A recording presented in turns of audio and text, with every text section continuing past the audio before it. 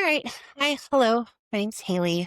For most of you who know me, this podcast is really just being made for my community, my friends, as I run a local women's circle for Daughters of the Moon. We are located in Galveston County, Texas, and I teach a mixture of emotional healing and witchcraft. I'm a witch, I'm a pagan, an astrologer, just a woman of the occult, really, who just loves all things metaphysical.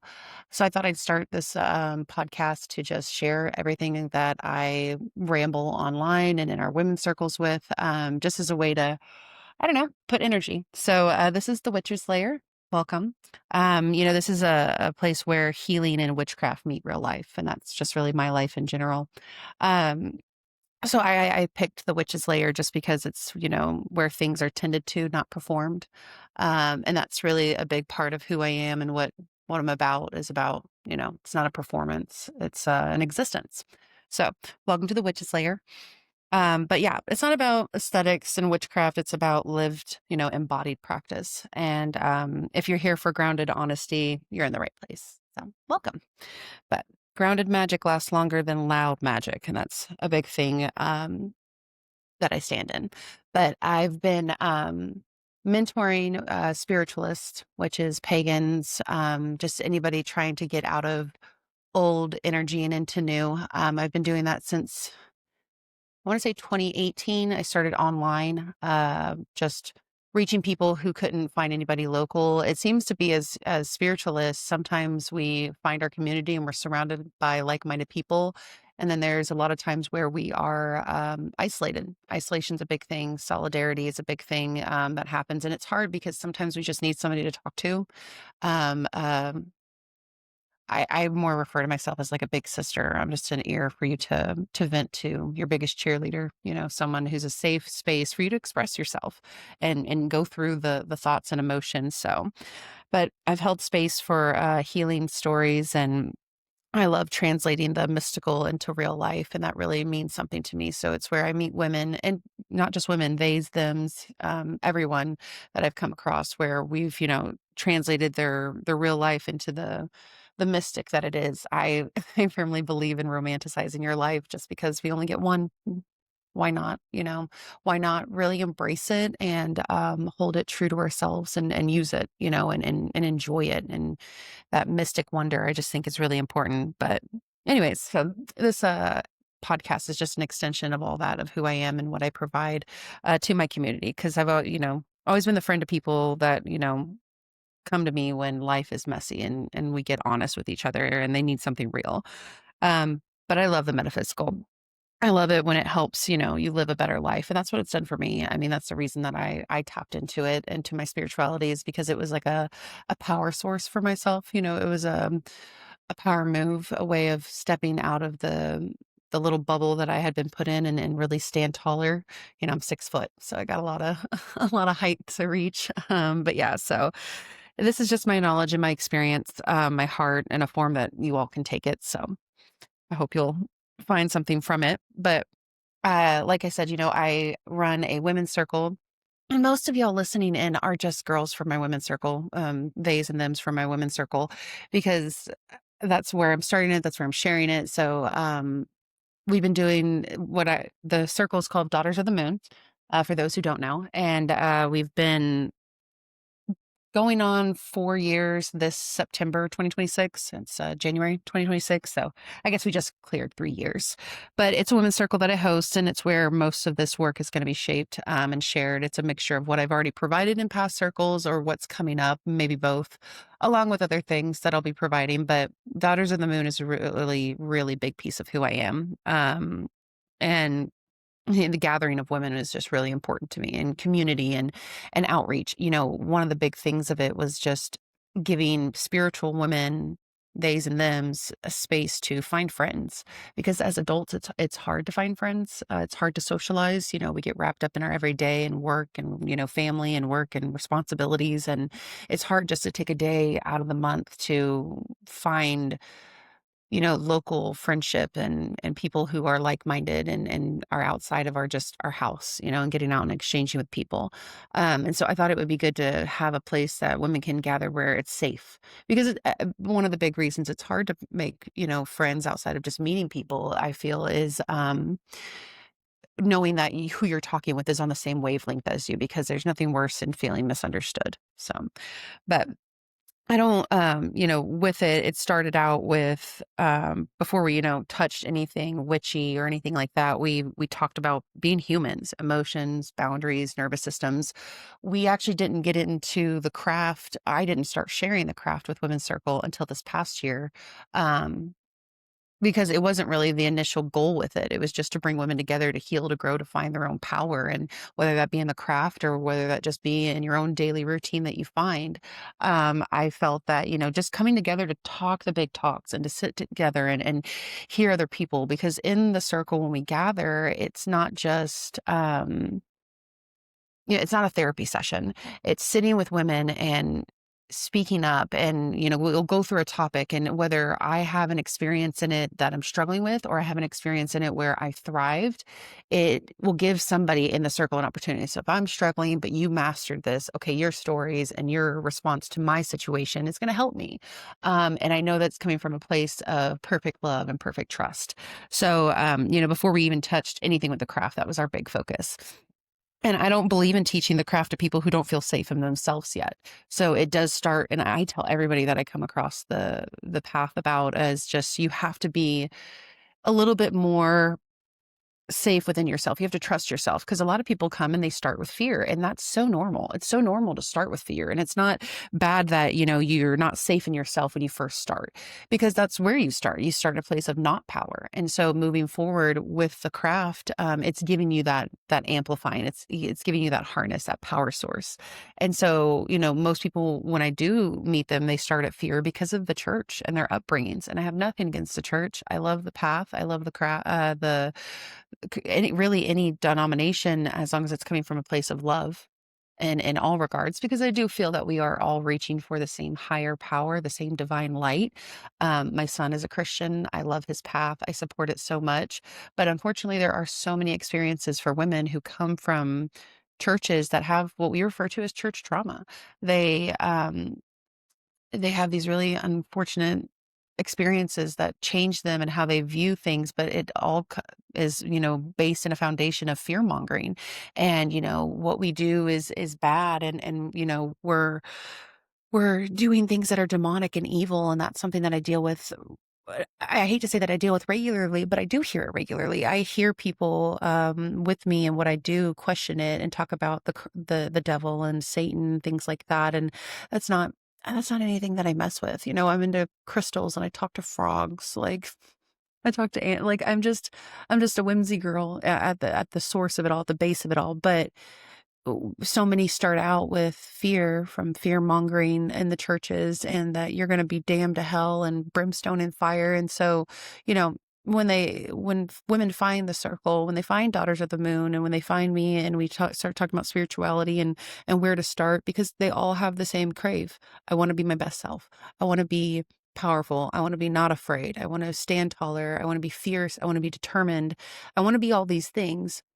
And they know that it can't start from a place of fear, and it can't start from this shell that they've been put in this box that they've put in. So, I don't like starting with the craft, with just diving straight into spell work. We always start with emotional healing, energetic healing. And it's the two things that I always talk about is we need to work on our energy. We need to figure out our levels, our layers, our shadow. We need to root around, because your shadow is never completely healed, but because it's like you'll heal it and then, okay, that's done. Now what, life, it grows and life goes on. Now we got new stuff to add to the shadow. New situations happen. So it's a constant cycle, but it gets better as you work it and as you navigate it. You get more aware of your triggers. You get more aware when things are put back into that shadowy box because of new experiences. So I always say, we need to start with getting your energy figured out. We need to figure out what's going on, ways to balance it, ways to regulate your nervous system again. And then we need to work on protecting our energy, protecting ourselves, metaphysically in those regards, because a lot of what happens to us is what I refer to as landfill emotions. And that's when people's energy towards us gets put into us and we get mixed up and we get confused, and we have to be able to decipher between that. And me as a person, and if you're into astrology and know that I am going to cover astrology later on, and sometimes I make, references that'll probably be confusing, and I will try to tone it down. Like in this instance, I was going to say, my astrology placements, my sun, who I am, my core essence, my Mercury, how I communicate, how I think, how I talk, those are both in Cancer, the water sign that's empathetic and nurturing. And they're both in the 12th house. And the 12th house is when you're looking at where the planets orbit and how they break down the sky in pie slices. The 12th house, it gets really confusing because it's the subconscious, it's the unknown. And I get in situations with people before, it's easier now, but before, where I get mixed up with their emotions being my emotions, and where do I start and where do I stop and they start, kind of thing. So I understand how the landfill emotions really get in there and how people's energy really get into your core essence, and it doesn't belong. There should be that protective shield around you that says, this is me and that's you. I can empathize with you. I don't like saying empathy. I don't like saying empath, because I feel like an empath is just somebody who is compassionate without boundaries. It's empathy is kind of absorbing it all, whereas compassion is knowing where the boundary is and holding space for someone and holding space for themselves in those matters. And that's where the work starts, with being on the path and being someone who's trying to evolve in those ways. So, healing creates a foundation that makes magic sustainable. And that's why we need to start with it, because it's how we sustain.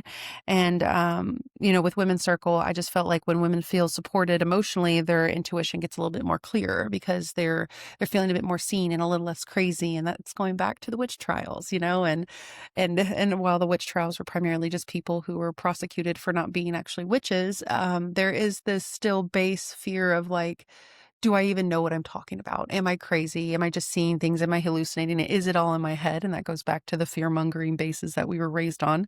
Um, but yeah, so the Women's Circle was about bringing women together to grow, heal, stand in power, make friends. And the circle itself isn't about a hierarchy or anything like that. It's about shared space and mutual respect. And that's why, with going through it, I've never referred to myself as a high priestess. I will never refer to myself, I think, as a high priestess. I think if I do ever get to such a point, it'll be much, much older, because I like to sit in that circle as a mutual, because we are mutual. We're all one and the same. No matter how ahead you think I am, you and me are at the same table eating the same food, And I don't like going into those spaces being like, well, I know this and I know that, because I don't know shit. I don't know shit about fuck. You know what I mean? Like I am in this just as much as you are, no matter how far ahead you think I am. And my perspective is different than your perspective. So I take in situations and respond to situations differently, but it doesn't mean any different. Um, so when you see me in these spaces, I'm never going to refer to myself as that, even if I sit here and ramble on about all these topics and you're like, wow, she really knows what she's talking about. It's like, yeah, I obsessed, I hyperfixated on a topic, and it led me to this point, and it became very, beneficial. So it all started with my own path. All of this started with me starting my own path, and making that choice of wanting to be better and wanting to do more. I started reading the metaphysical at a young age. I was just a kid reading about the myths and the gods. And my mom was working, I don't even know where she was working, somewhere downtown Houston. And I went to work with her one day, and there was this woman, her name was Jean. And she was the first witch that I ever met. I do believe she was Wiccan from the book that she provided me, but most people start on the craft Wiccan. They start out as their base, because the knowledge is so out there. It's so easy to obtain. And then I think it's also a really safe place to start for most people, because of the whole laws of three, and I'm only doing good and I'm not doing anything bad, and it just is a comfort start. Um and so yeah, I remember meeting her and her giving me a book to read, and at first I was like, what in the hell? As a teenager, I think I was like 13, and I'm like, okay, so I take a candle and a bowl and a rock, and it's gonna do what? And it's like, as a kid, I was like, this is crazy. This is freaking crazy. But as we evolve and we grow and we read and we really tap into spirit, we learn that it's not just that they're tools. They're just tools to channel intent. And yeah, I just always thought that was interesting that it ended that, that I got to that point with it. So yeah, the craft gave me a way to just sit with my emotions instead of running from them. I was in a really, I was reading all this stuff and I was finding out all this information and I was taking in everything that I could absorb. And I just love to read, read, read. And that's where it all started, is just reading and continuing to read and never stopping reading. And oh, we need another book. And it's not just the smut novels, because I did grow up reading those. As we all start. But I was just getting to a point where I was in my first marriage and I was losing my power. I was losing who I was and I was stuck. I was unhappy. I didn't have a voice. I didn't know how to speak to speak up for myself. And I think that goes back to some upbringings of just being silenced. The kids are meant to be seen, not heard. And um the craft just gave me some way to sit with my emotions instead of running for them. And, ritual helped me slow down and when life felt overwhelmed and try and find ways to control the energy around me by putting intent, by focusing energy. And it just taught me how to listen to my body and my intuition. And, the craft gave me a place to land. And a direction, a north star, a source of some way. So I felt like using the craft, it wasn't about, avoiding my feelings. It was more of like sitting with them and using them, and channeling them and taking them and owning them. And, before I would joke that I was super emotional because I am. I mean, again, going back to astrology, my sun and Mercury is in a water sign. So who I am, how I think, how I process information, it's emotional. My moon, your moon placement is your emotions, your soul. Mine is in frickin' Scorpio, dude. Like that's intense emotions when you look at Scorpio. And so all of like who I am, my emotions, how I think, all water sign, all emotions. And so before I used to think that was a bad thing. And then I shifted into my power with this craft and really owning who I am and not disregarding myself and brushing myself off, because the only reason I ever thought that I was emotional in a negative way was because I was told I was. I grew up being told I was a drama queen. And you go from that space and you hold it and you don't even notice that you're repeating it. And it's like, oh yeah, I do remember growing up and people being like, yeah, you're emotional. It's like, and what? At this point with it all, I'm happy to be emotional. I'm happy to feel the way that I feel.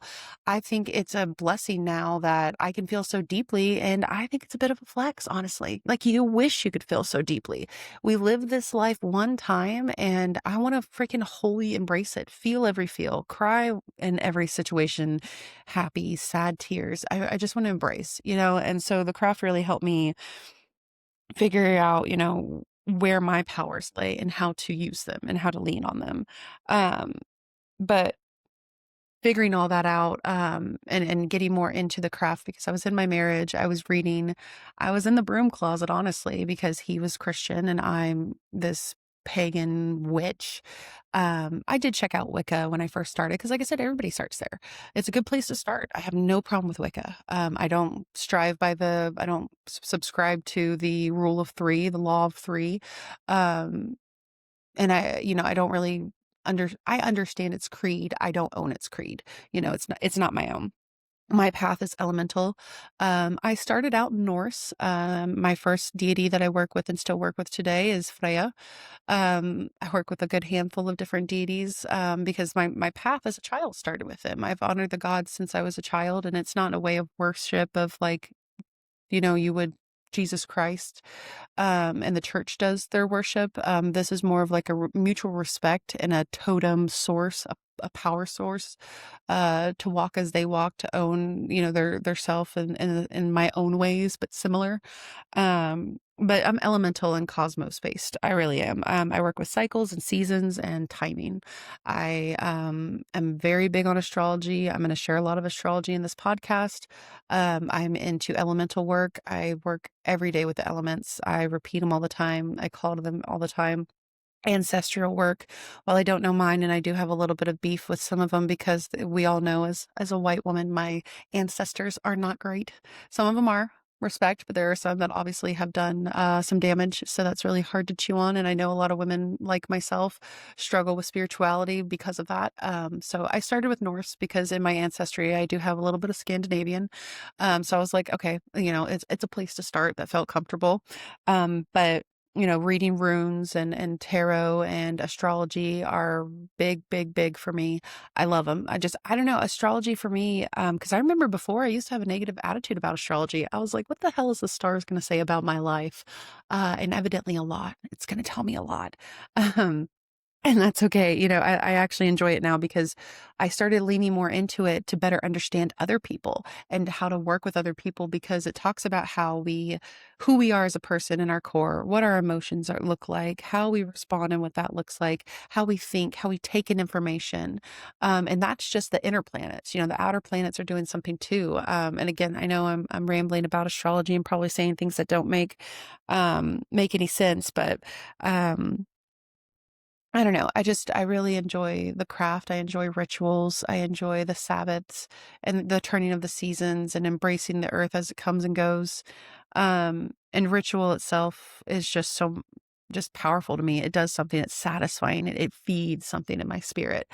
So, it's not about forcing outcomes or anything like that with it. It's just, believing in the relationship and the connection of the atoms and the science that is around us and controlling that matter and making it my own because I can and you can and we can. And I think if we all had that inner drive, belief that we could do that, our lives would be a little bit easier and a little bit different. Um, but the longer that you practice, the more subtle it becomes. It's not always big rituals. I mean, I think, right now we're in a full moon in Cancer, and last night I actually did some full moon work, and I haven't done full moon work in many moons. It's, sometimes it's just about going outside, standing under it and being like, "Hey girl, say some affirmations, go back inside."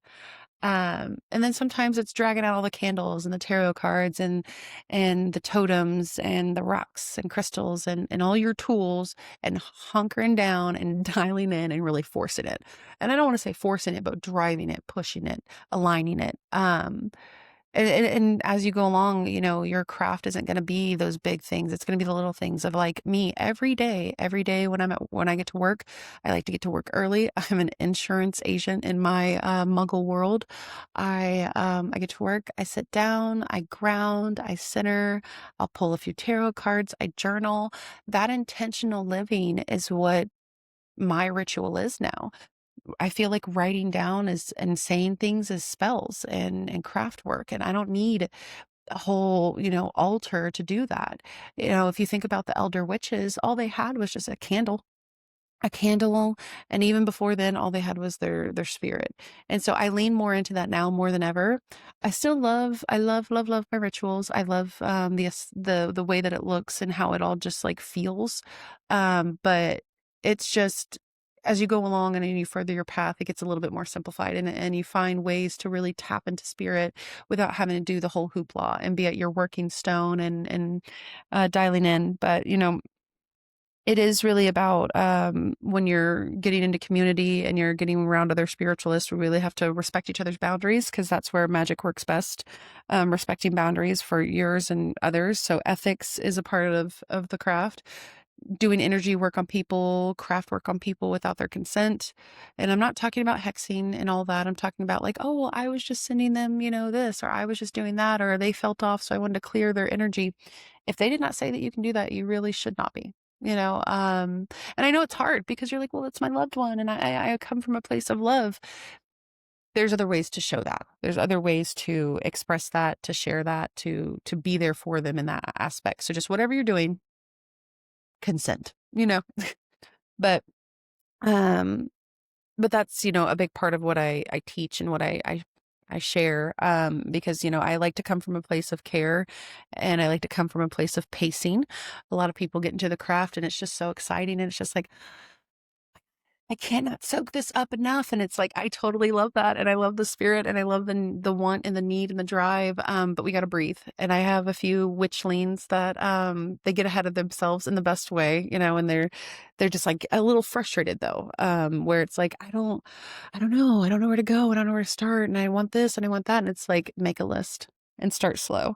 Because we're not here for the shock, the hype, or the fear. We're not here for the spiritual clout. We're here to use this for what it is. And I think that's something that gets lost a lot is people get wrapped up in the aesthetics of witchcraft versus what the craft is really supposed to be for.